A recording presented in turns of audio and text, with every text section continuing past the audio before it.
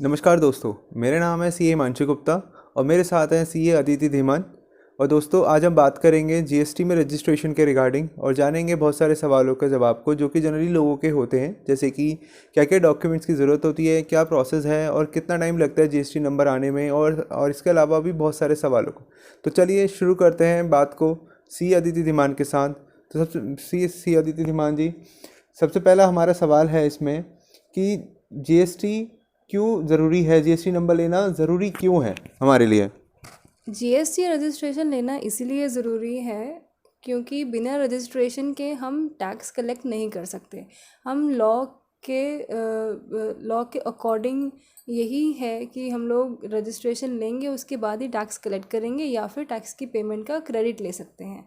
इससे होता ये है कि हम लोग लीगली ऑथराइज हो जाते हैं टैक्स कलेक्ट करने के लिए कस्टमर से और आगे पास ऑन करने के लिए आईटीसी, और इससे सीमलेस फ्लो ऑफ आईटीसी भी बन जाता है। ओके, तो फिर अगर किसी को जीएसटी नंबर लेना है तो उसके लिए क्या क्या डॉक्यूमेंट्स की ज़रूरत है। जीएसटी रजिस्ट्रेशन के लिए हमें जो डॉक्यूमेंट्स चाहिए वो होंगे, सबसे पहले तो पैन कार्ड, उसके बाद आधार कार्ड उस इंसान का जो बिज़नेस शुरू कर रहा है, उसके बाद हमें चाहिए होगा प्रूफ ऑफ बिज़नेस का प्रूफ, मतलब कोई इलेक्ट्रिसिटी बिल हो गया या प्रॉपर्टी के पेपर्स हो गए अगर खुद की प्रॉपर्टी है तो, अगर रेंटेड है तो रेंट एग्रीमेंट चाहिए होगा।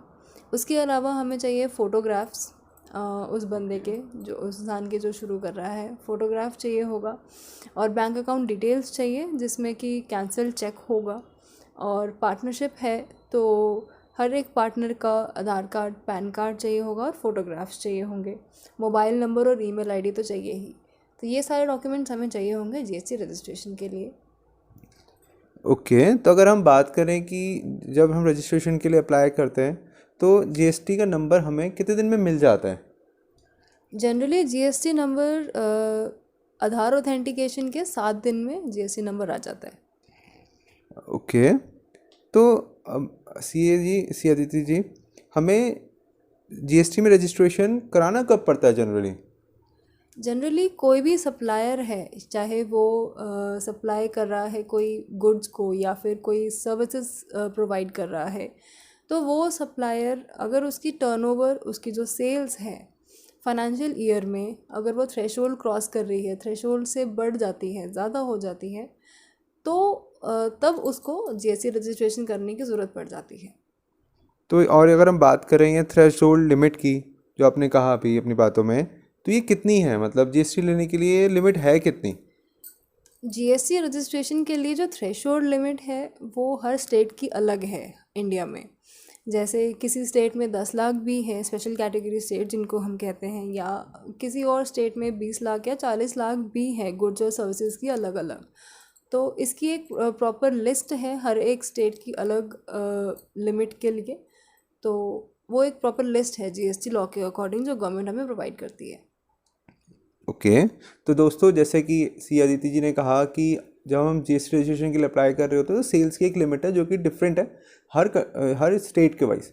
तो हम एक काम करते हैं, एक स्टेट वाइज लिस्ट बना के आपके लिए लिंक दे देते हैं डिस्क्रिप्शन में। आप वहाँ पे जाके क्लिक करके उस लिंक पे चेक कर सकते हैं कि आपकी जो स्टेट है उस पर क्या लिमिट एप्लीकेबल हो रही है, या वो 10 लाख की लिमिट में कवर है, या 20 लाख के, या फिर वो 40 लाख की लिमिट में कवर हो रहा है। तो अब बढ़ते हैं हमारे नेक्स्ट क्वेश्चन पे। सी अदिति जी, हमें अभी ये जानना है कि जब हम सेल की लिमिट देख रहे हैं, जब लिमिट देख रहे हैं, तो हमें कितने महीनों की सेल्स को कवर करना है। जनरली हम जीएसटी में फाइनेंशियल ईयर वाइज सेल देखते हैं। फाइनेंशियल ईयर का मतलब हो गया 12 महीने, जो कि स्टार्ट होते हैं अप्रैल से और ख़त्म होते हैं मार्च पे। फॉर एग्ज़ाम्पल, जो साल अप्रैल 2023 में शुरू हुआ वो ख़त्म होगा मार्च 2024 में। तो हम लोग जो सेल देखेंगे थ्रेशोल्ड लिमिट निकालने के लिए, वो इस फाइनेंशियल ईयर की पूरे 12 महीने की देखी जाएगी। ओके, तो मान लीजिए अगर मेरी जो सेल है, जो आपने लिमिट की बात करी, वो साल के बीच में ही लिमिट से ज़्यादा हो जाती है, तो उस केस में मुझे जीएसटी नंबर कब लेने की ज़रूरत पड़ेगी फिर। अगर आपकी सेल फाइनेंशियल ईयर के बीच में ही थ्रेशोल्ड क्रॉस कर रही है, तो उस केस में जिस दिन आपकी थ्रेशोल्ड लिमिट क्रॉस हो रही है, उस दिन से 30 दिन के अंदर अंदर आपको जीएसटी में अप्लाई करना पड़ेगा।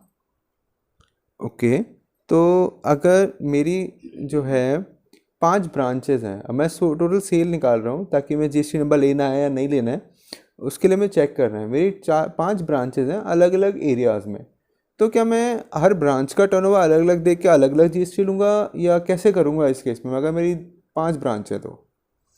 नहीं, जीएसटी में हमेशा हम स्टेट वाइज हम लोग टोटल ही सेल्स देखते हैं थ्रेशोल्ड लिमिट निकालने के लिए। कभी भी अलग अलग थ्रेशोल्ड नहीं निकलती हर स्टेट की। तो जैसे आपने बताया 5 ब्रांचेज हैं आपकी, तो आपको हर ब्रांच की टोटल सेल मिला के ही थ्रेशोल्ड लिमिट निकाल के उसका रजिस्ट्रेशन देखना पड़ेगा कि एप्लीकेबल हो रहा है कि नहीं।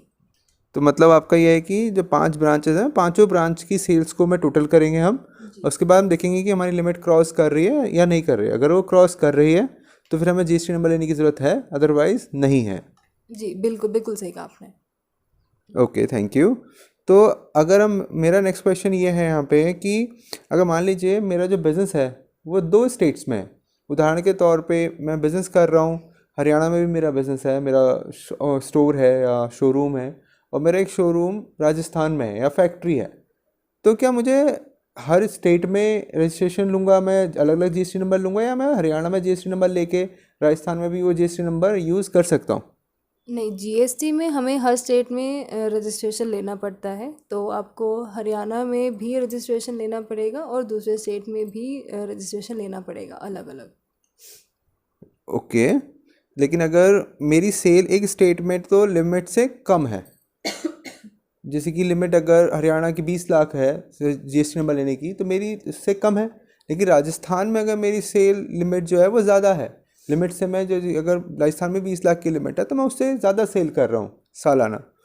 तो मतलब इस केस में भी क्या मैं अलग अलग जीएसटी लूँगा? जैसे कि लेकिन अगर आप देखेंगे कि हरियाणा में तो मेरी सेल ज़्यादा नहीं है, ठीक है, लिमिट से कम है, तो क्या मैं फिर भी लूँगा जीएसटी नंबर या नहीं लूँगा, या सिर्फ राजस्थान में ही लूँगा इसमें? जीएसटी पैन बेस्ड होता है।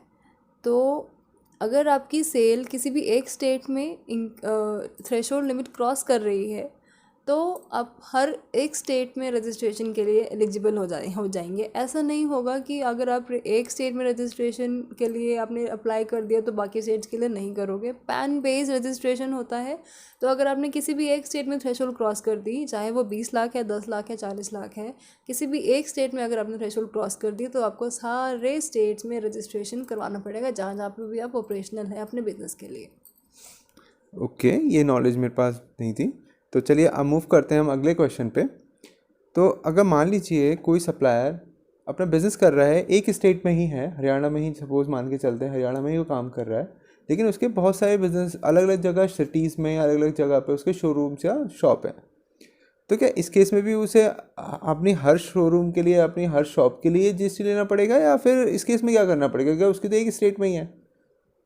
अगर आपका बिजनेस एक ही स्टेट में है और आपकी बहुत सारी ब्रांचेस हैं या फिर शॉप्स हैं एक ही स्टेट में, तो इस केस में आपके पास 2 ऑप्शंस हैं।